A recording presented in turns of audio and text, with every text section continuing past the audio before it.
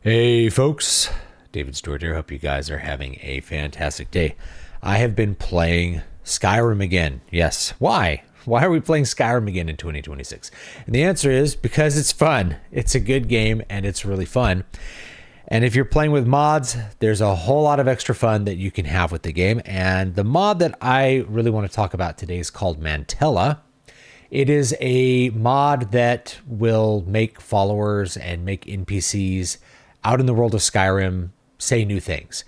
And it's a mod that uses AI. And the way that it works is there's a separate little program that loads up when you load up Skyrim, and it will prompt an AI of your choice. And I've tried out, a couple of different large language models to get this to work. It'll send them a prompt for what to say, and it will even send them prompts based on like you talking into your microphone as if you're talking to an NPC. Then the large language model, the AI, will come up with a response, and then the character will say that in a voice that's somewhat similar to the NPCs that are there. Now, when I described this to my son, he was like, this sounds like the coolest thing ever. Like I could just talk to the NPCs in Skyrim. I'm like, it's probably not going to be as cool as that. And it turned out to not be. So like a lot of AI things, the reality fell pretty far short of the promise or the expectation, or what I really say is the aspirational idea behind it. But I was really impressed with how well it did work for what it does, and the aspirational idea behind it I think is really worth thinking about, not in terms of Skyrim per se, but like say all of gaming, because what I see people using generative AI for is not what Mantella is doing in Skyrim. And we have to remember that we are pasting a really new technology, even though Mantella is now, I think, a couple of years old. We're pasting a really new technology into very old technology, even though it's heavily modded Skyrim. Skyrim came out in like 2011. So we're talking a 15-year-old game that released on the PlayStation 3. We are attaching new technology to it. And considering that, it works remarkably well. But the aspirational idea behind it is something that I just don't see a lot of developers exploring in games or really wanting to explore. Instead, the generative AI focus is on replacing artists or generating more assets, things like that, rather than doing what this mod does. So if you walk around, what you can do with the mod is you can cast a little spell out of your spell book that the mod adds, or just walk up to an NPC and there's a dialogue option to talk to them. And then you can talk into your mic. The program will convert that to text, send that out to the large language model as a kind of prompt, and then it will return a response that the NPC is going to say. And then the NPC will kind of say it. Why don't you come with me and I'll take you to the cultists, and there we will devour you.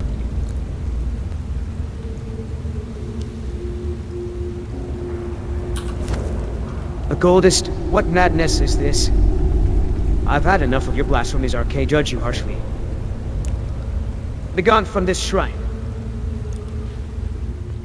You can also get what I think is a cooler feature than that, because that one works okay, but it adds radiant dialogue, which was something that I really liked in Oblivion. But Oblivion had these really short and very canned responses. So two NPCs would walk up to each other on the street and be like, I saw a mud crab the other day. Dreadful creature. Hope to never see one again. What news from the other parts of Tamriel? Goodbye. And they would just like walk away. With that divine defiance. It puts your brothers to shame, or so I've heard you boast.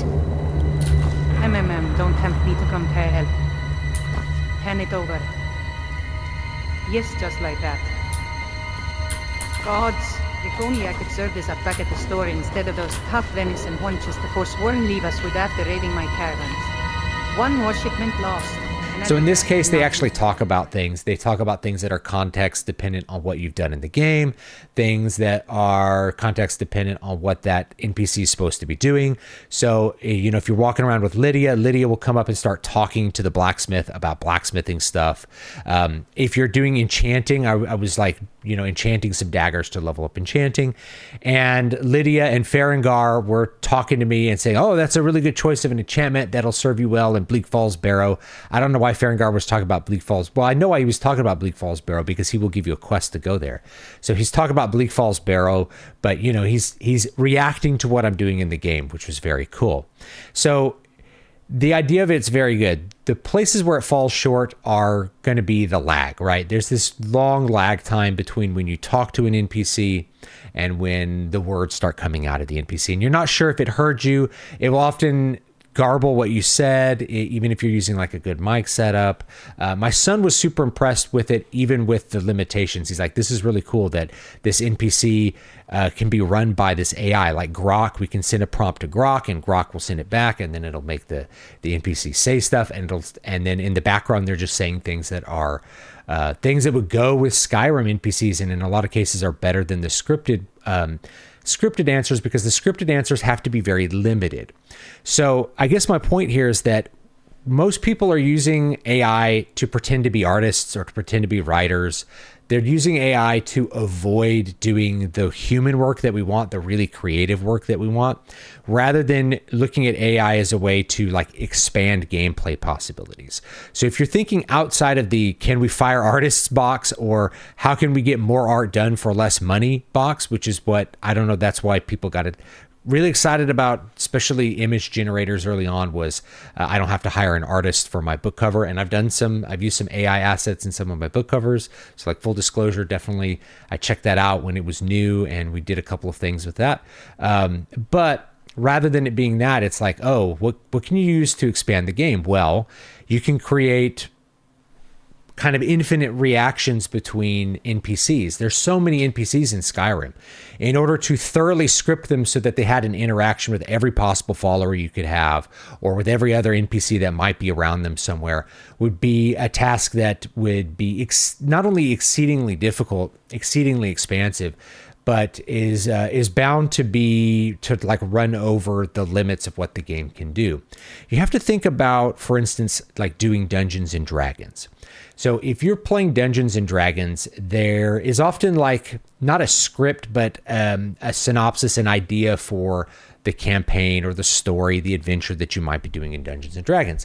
It's not scripted where every line is written out for you, but rather the GM, the DM, the game master is going to be kind of improvising those lines.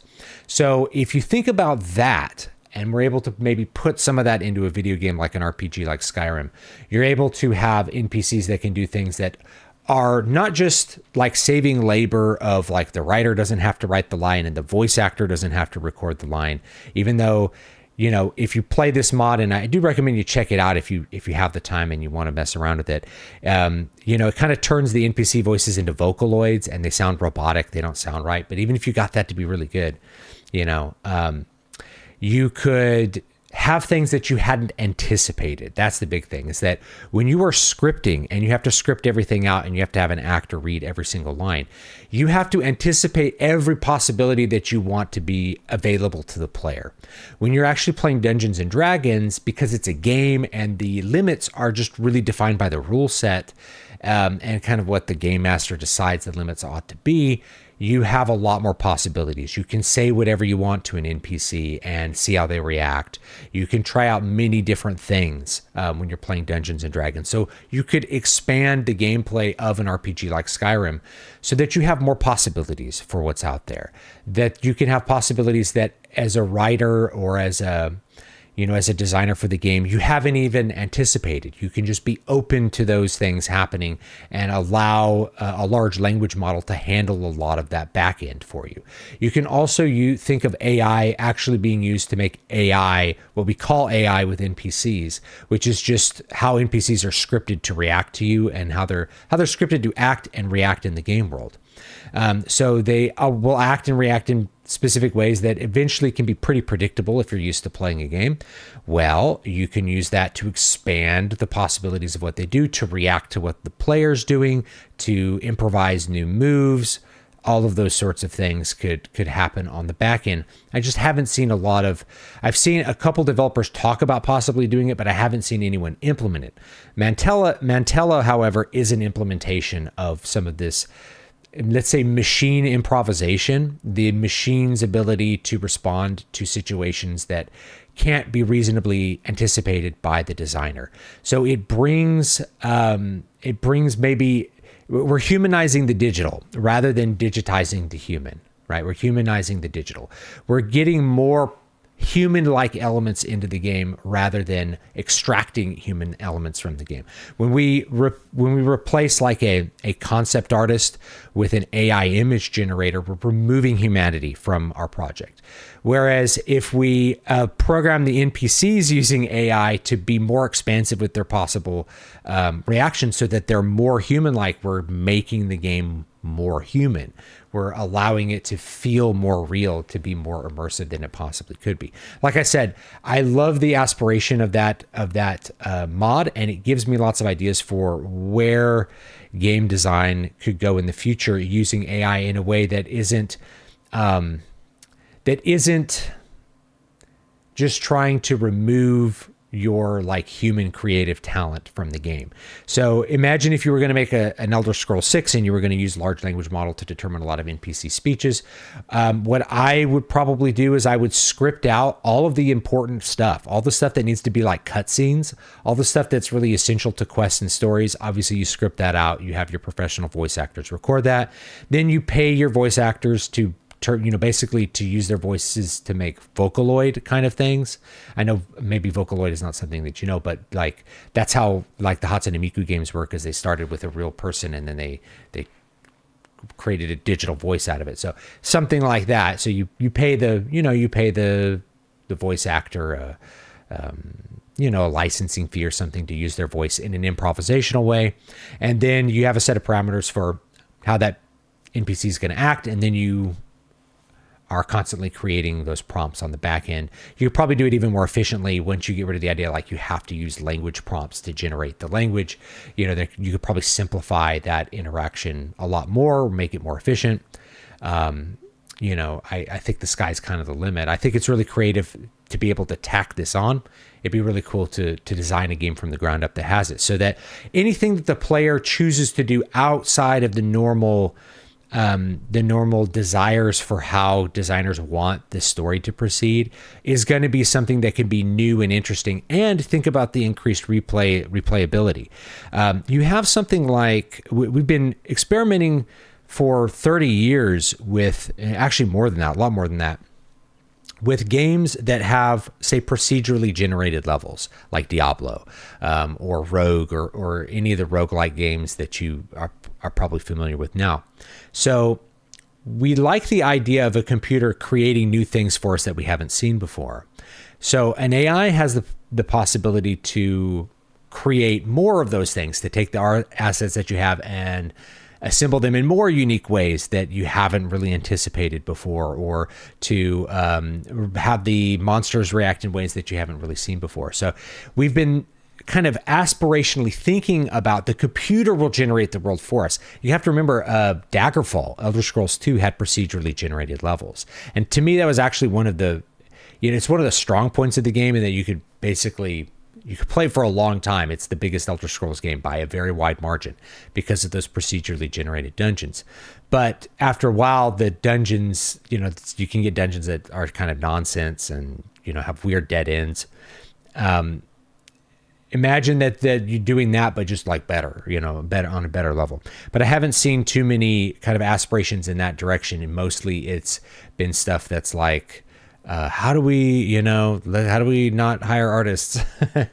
How do I generate more assets with less effort, rather than how do I use this to expand the possibilities of gameplay beyond what is normally scripted, like heavily scripted. So anyway, I would love to hear your thoughts down below, whether you've tested out this mod. I might edit and intersperse some of this video with some clips of Skyrim with that mod, so you can, with the subtitles and everything, so you can get an idea of what is going on, what that experience is like. But keep in mind that the experience is probably going to fall short of your crazy idea of how it could be. but it's pretty inspiring because you know that like this could get better, it could be done better, it could be done in a way that this could be very, very fluid and very immersive and very interesting. And keep in mind, I'm a writer. It's not like my goal is like, we got to get rid of writers. No, the point is that if you give players maximum freedom, you can't anticipate everything they're going to do. So the computer gets to react to that and create new scenarios for the player. The player really gets to have the freedom of a tabletop RPG player in a computer RPG. You can get pretty good, but you can't get it as nearly as free as if you're actually playing D&D or similar tabletop RPGs for real, with real people actually improvising what's going on. You haven't been able to do that in a CRPG. No matter how many different possibilities you have in Baldur's Gate 3, there's a limited number of possibilities of every little thing that's going on.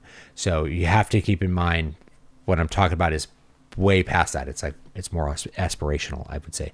So anyway, give me your thoughts down below. I'd love to read them and know what you think about this, and this idea of a way that you would use AI in games that I just haven't seen a whole lot of people really thinking about or talking about.